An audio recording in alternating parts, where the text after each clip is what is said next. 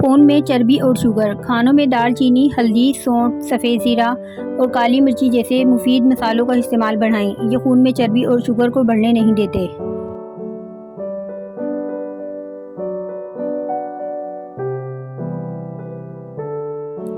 चने खाएं, वज़न घटाएं।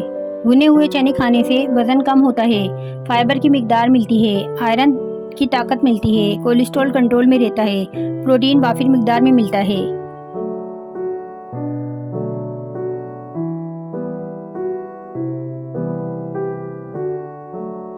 नज़र तेज़ करने का असली राज।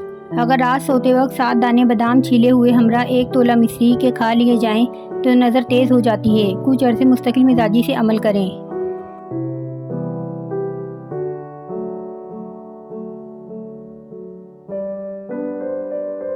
एलोवेरा से पेट अंदर करें। एलोवेरा जेल 3 खाने के चम्मच और 1 कप चकोतरे का रस मिलाकर ब्लेंड करके पी लें।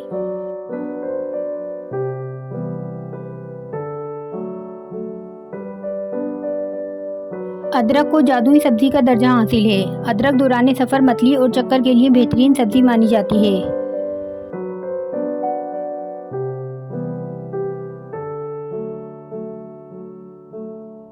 नसियान या अल्जाइमर की बीमारी में दलिया फ़ायदेमंद है क्योंकि इसमें फोलिक एसिड शामिल होता है।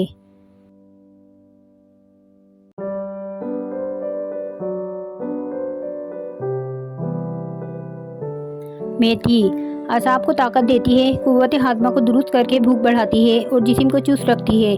मसाने को ताकत देती है, कमज़ोरी दूर करती है और रंगत निखारती है।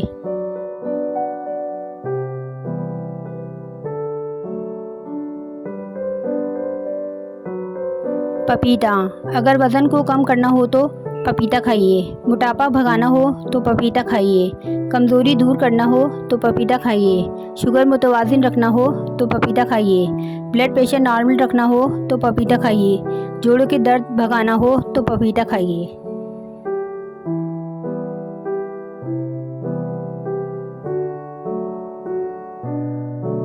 गाजर का रस रोज़ाना पीने से मसूड़ों और दांतों की बीमारियां नहीं होती और इससे दांतों की जड़ें मजबूत होती हैं।